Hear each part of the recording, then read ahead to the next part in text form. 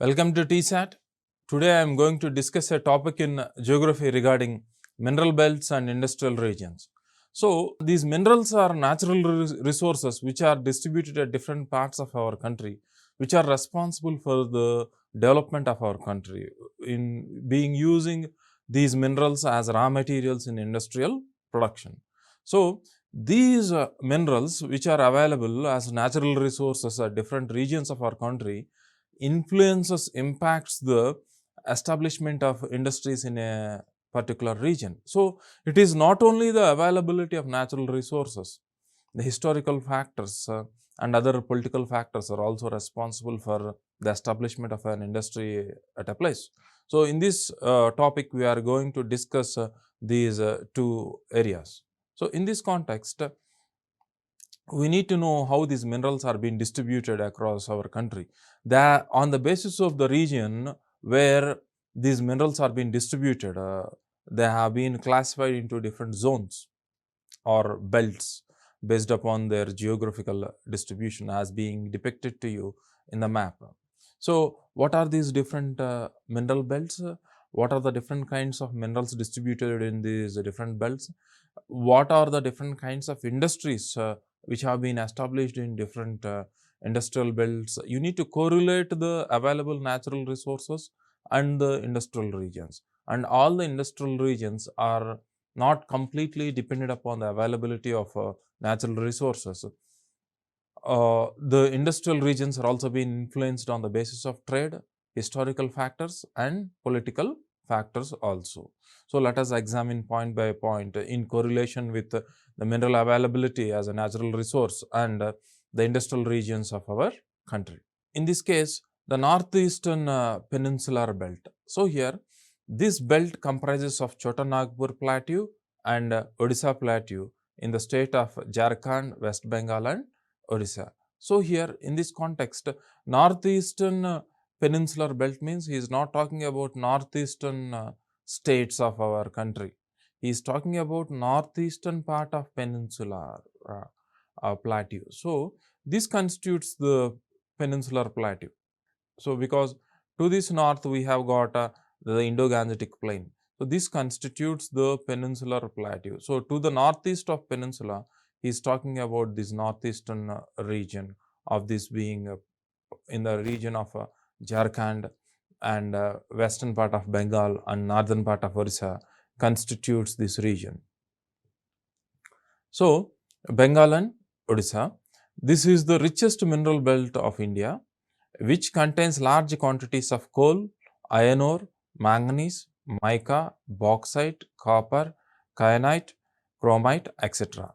The Chhota Nagpur Plateau is known as the mineral heartland of India. So, there might be a question, which region of our India is considered as a mineral heartland of India?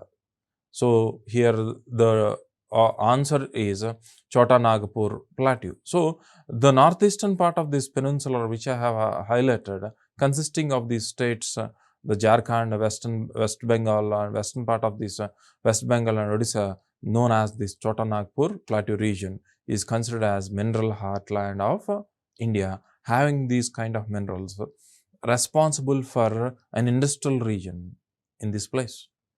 We will be discussing the same region in terms of industries in the upcoming discussion. The central belt. This belt encompasses parts of Chhattisgarh, Madhya Pradesh, Telangana, Andhra Pradesh and Maharashtra, and it is the second largest mineral belt of India. The different kind of largest deposits are manganese, bauxite, limestone, marble, coal, gems, mica, iron ore, graphite and are found here. So, this is the region we are talking about here. So, this is a region we are talking about the central belt and these are the different kinds of minerals. So, when a question is being asked in prelims, accordingly you must be able to know what is a central belt, what is a northeastern belt, what kind of minerals are found in different kinds of states can be a question, or if it is a question in mains, you must be able to depict a map, a rough sketch of the map as been shown in the map. You need to demarcate the regions of industrial belts or the mineral belts, and the type of minerals being found in these different regions need to be highlighted. So, whenever you have mentioned, depicted apart from the description with the help of this pictographic map presentation, you will have an advantage in terms of attaining certain amount of marks. Next is the southern belt. It covers mostly the Karnataka plateau, but extends over the contiguous Tamil Nadu upland. So, this is the extension of the southern belt, but this lacks coal except the Neyveli Lignite Valley and Singareni colonies. Rest of the region does not have coal. This is the southern belt is considered here. So, this is the region we are talking about. This is the southern belt we are talking about, and the southwestern belt.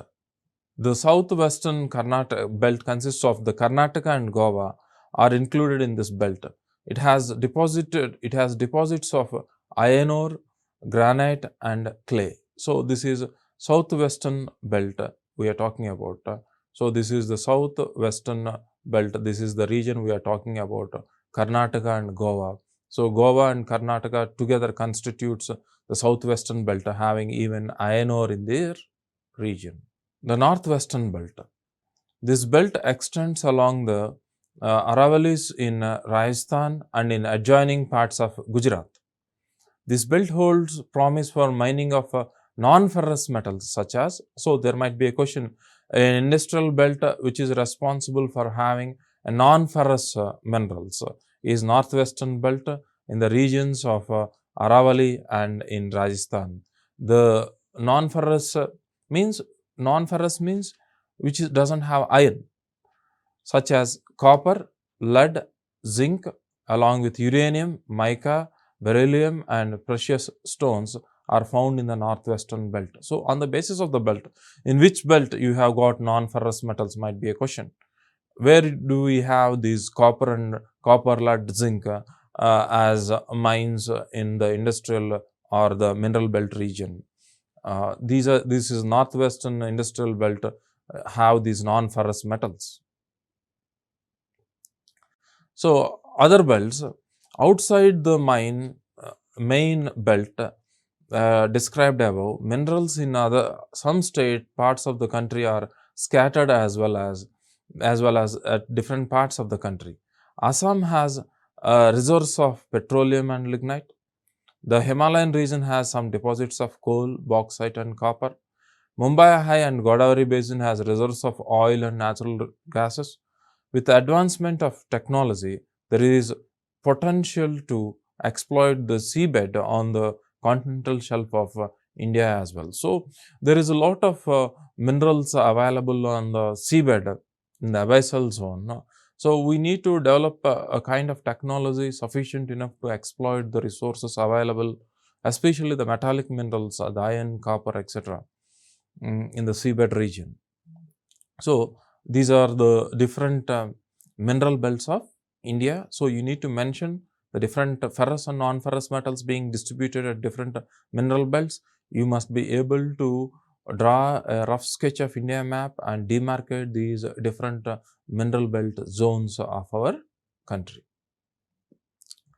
Next, industrial region. So, these mineral belts impact the establishment of an industrial region because these minerals acts as a raw material to the industries. So, as I have mentioned earlier, it is not only just the raw material, there are other factors like the economic factors, historical factors, trade factors are also responsible for the establishment of an industry.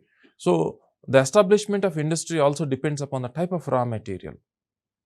If the raw material is a bulk raw material, in this process when the transportation cost is more in the case of the raw material, because after processing the raw material, the final produce is the weight of the final produce is very less, then you need to incur a lot of transportation cost when the raw material is bulky. So, establishing an industry at a region where the raw material is available will be an economically advantageous for the entrepreneur. The reason behind it is he can reduce the transportation cost, because if the raw material costs 10 tons, the final produce weight, raw material weight is 10 tons. If the final produce weight is just 1 ton, you can save the transportation cost of 9 tons of raw material. So in this way, availability of raw material determines the establishment of industries. So, in the same way, for example, if you take the example of a cotton industries or textile industries, so the loss in terms of weight of the raw material is less when you relatively compare with bulky raw material like iron ore, etc. When you relatively compare with cotton, the loss of weight in terms of processing is less. So, establishing a textile industry doesn't impact any kind of much economic aspect. So, you can establish the textile industry irrespective of the location of the availability of raw material. You can even establish the textile industry at marketplaces where there is more demand for textiles. So, in this context of different factors which determine the establishment of an industry, we are going to discuss this, and what are the different industrial regions of our country. What are the factors responsible for the industrial regions? Industrial regions are those areas where the concentration of industries has occurred due to favorable geo-economic conditions. So, here geo-economic condition here implies that in this case of geo-economic condition, geographical factors means the factors which I have mentioned regarding the availability of raw material in a region can be given as an example of geographical factors. Economic factors means, for example, a region which has got a market region, you have got huge human habitation consuming the product is an economic factor. So, based upon these factors, the establishment of an industry is being determined. These are areas within which the manufacturing industries are located. It is often developed around some natural resources, means the availability of minerals, as I have depicted you in the discussion of the mineral belts, often like coal or iron ore, which are bulky raw materials, or water supply. So, it is usually well served by transport. So, if you have a well transport line like railways or roadways or waterways, the processed goods, when they have got the channel of transportation for marketing, the probability of establishing an industry will be there if you have got infrastructural facilities. And these industrial region may not be homogeneous. Homogeneous means always in an industrial region there need not be same type of industries established. When an industry is been established in a region, ancillary industries develop surrounding these industries. For example, if you have got an automobile industry, the required automobile, for the automobile industry, you require electrical wiring for electronic systems, you require tires for the automobiles, so you require certain leather seats, sofas, etc. So, in this context, when an industry cannot make all the parts, it allocates to other subsidiary industries and gives contracts to these companies buying these goods for the completion of these automobile, the bulbs or batteries or tires or seats, so paint, these industries pop up surrounding these automobile industries. So, because of this reason, respective to a kind of industry being established over a region, for example, you are establishing a textile industry, or dyeing industries come, manufacturing colors. So, in this process, the linking up of different relative industries establish themselves surrounding leads to the development of industrial regions. So, several indices are used to identify the clustering of industries. Important among them are, so what are the factors which are responsible for establishing industrial regions in a region? So, which determine an industrial region. You call a region as an industrial region because of these factors. Number of industrial units at that particular place, number of industrial workers. So, out of the total population, what is the percentage of population, or out of the total workers, what is the percentage of workers working in industries? Population engaged in secondary activities, percentage of industrial workers to the total workers, quantum of power used for industrial purposes. So, the power being consumed can be for domestic purpose or for or service sector or agriculture or even for manufacturing sector. So, if the power being consumed is more for industries, it implies that the manufacturing sector in that particular region is dominating. Next is total industrial output. Out of the total output, what is the value of manufacturing sector in that particular region also can be used to classify it as an industrial region. Value added by manufacturing. So, in this process, when you have the value of raw material and the value of processed goods, after value addition, the value in terms of money increases after processing. So, what kind of value addition being made by these industries to the raw material is also been estimated, which helps in enhancing the value of goods and services being manufactured in a industrial region. So, all these factors are considered to call a region an industrial region. So, on this basis, there are certain industrial regions in our country which has been depicted to you. On this basis, I will be discussing one by one where these industrial regions are located and what are they specialized in. So, apart from knowing the mineral belts of our country, you must be able to know the different industrial regions which are responsible, which have been established because of certain factors. So, what are the factors responsible for establishing certain industrial regions? Just apart from raw material availability, what are the other factors influenced the industrial regions in India? Let us examine. So, even in the case of industrial regions, as you have demarcated the mineral belts of our country in the same way, especially in the mains, you can use the same content for prelims and mains. So, you need to depict the diagram of India map and demarcate the industrial regions before. So that your explanation will be complete, where the examiner will be able to understand your idea very clearly when represented through maps apart from your explanation. So, to do this in advance, you must be able to practice drawing maps as part of your preparation. If you don't practice it, you may not be able to give a legible map. So, that is practicing drawing maps as part of your preparation is very much, whether it is Indian map or world map, within less than 15 seconds, you can easily draw either a world map or a Indian map with practice. When you practice this, you can do this. It is a must to have an advantage. The Mumbai-Pune industrial region, an industrial region. This is the most important industrial region of our country. The region developed after the arrival of the British in India, who developed the Mumbai seaport. So, see this.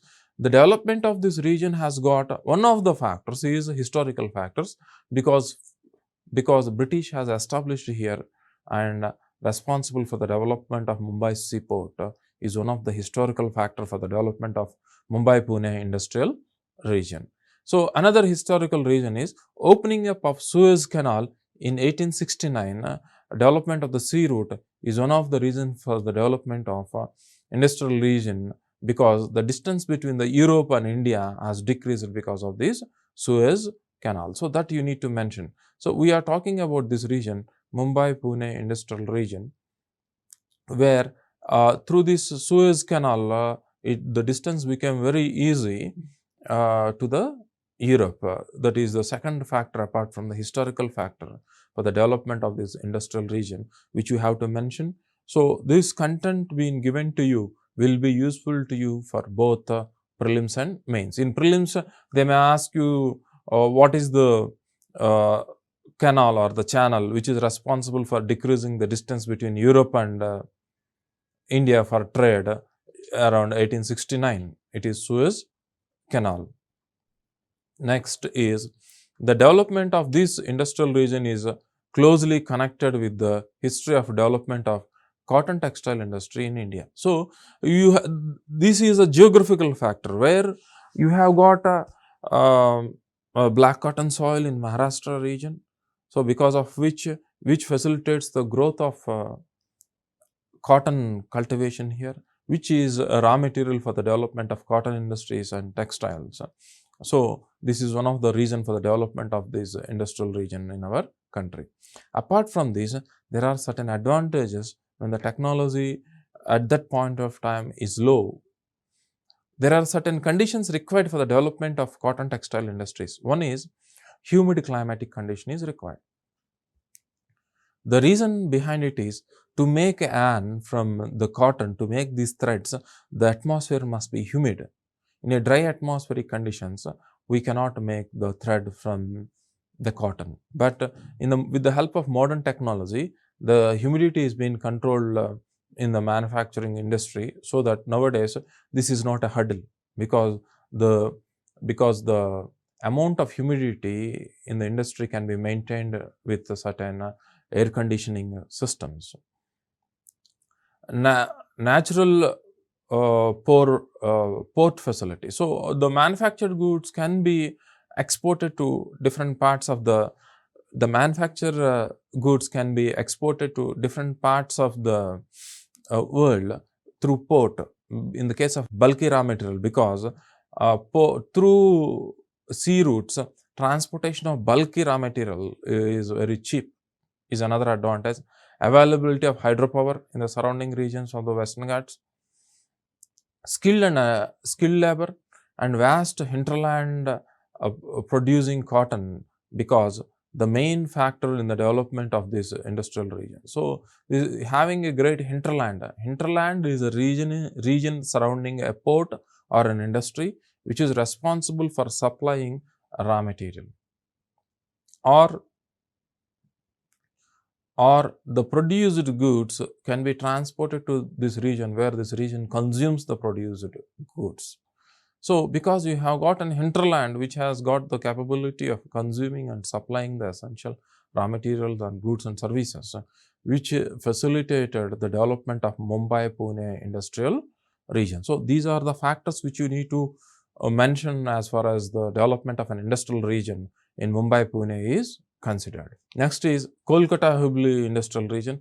Even this has got an historical region of British, because the Bengal presidency has been made one of the administrative region for British, is responsible for the development of this region. The Kolkata-Hubli industrial region is located along the banks of the river Hooghly river. It is the Hooghly river. Industries have also developed in the Midnapur district in the west.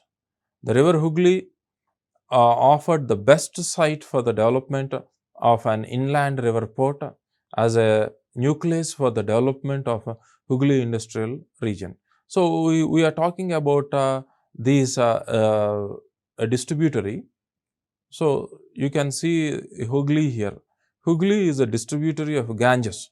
So, here distributary here implies that when a river is divided, it is known as a distributary.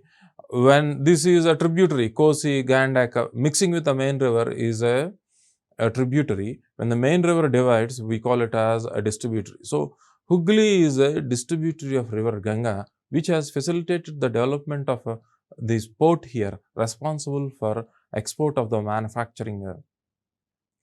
manufacturing goods here. So, it has further facilitated easy transportation apart from the historical factor. So, the availability of agro raw material like jute, indigo, tea and coal nearby in the Raniganj, Jharia region is responsible for the development of industries with cheap labor. Moreover, Kolkata was the capital of British India in 17th century 1903 to 1911 is a historical region responsible for the development of Kolkata-Hooghly Industrial Region. So, understanding this map is essential for the development of this region. You have got, as per the discussion of mineral belt, the North-Eastern Peninsular Industrial Mineral Belt is here, which has supplied the raw material, and historical factors and port is responsible for the development of the industrial region in this place. So, this has other advantage where this belt is specialized in the production of jute, cotton textiles, silk, engineering, electrical goods, automobiles, chemicals, pharmaceuticals, transport. See this, because of the raw materials available, because of the coal, because of the port, because of the industrial sector, and the agriculture in this region is responsible for the development of these industries. Next is the Ahmadabad Vadodra Industrial Region. We are talking about an industrial region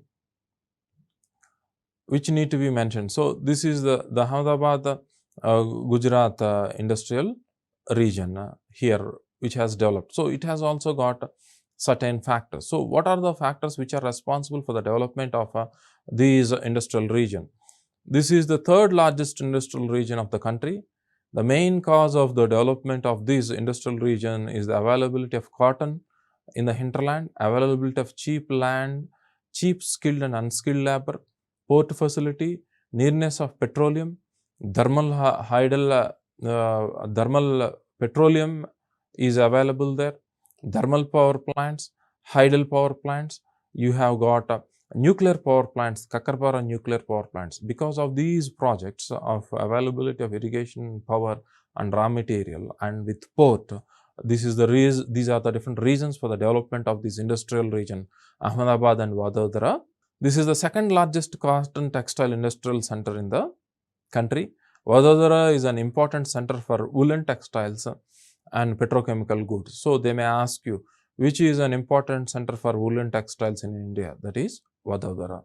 Surat is well known for silk textiles and diamond cutting. Next is Madurai, Coimbatore, Bangalore Industrial Region. So, this consists of states of Tamil Nadu and southern parts of Karnataka. So, you have got a cotton producing area for this region. About 60% of the workers are engaged in textile industry here. So, it is dominated by the textile industry, engineering industry for about 18%, and food processing is 12% in Madurai, Coimbatore, Bangalore Industrial Region. Next is the Chhota Nagpur Industrial Region, which is the region of Jharkhand, Odisha, and southern Bihar and western part of West Bengal. So, this constitutes the Chhota Nagpur Plateau region we are talking about. It has got natural resources, like as I have mentioned in the case of mineral belt availability. Because of this reason, we have got iron and steel industries. This region is known as Ruhr of India. You may get an objective bit. The Ruhr of India region has got a secondary name, is the Chhota Nagpur region. The reason behind it is Ruhr is a place in Germany which is an industrial region. So, because it has developed on the basis model of Ruhr of Germany, we call this as Ruhr of India, extending into these different regions. The main iron ore and steel producing centers of this region are Asansol, Bokaro, Durgapur, Kulti, Jamshedpur and Rourkela. So, Agra, Delhi, Calcutta, Saharanpur region, this mainly it is because of the national capital territory, the hinterland it has got. Because of this reason, it has got different types of industries, textiles, drugs, pharmaceuticals, or synthetic fiber, chemicals. These are the different kinds of industries which have been developed because of the impact of political factors, because this is near to national capital territory with a huge population, approximately around 2 crores of population.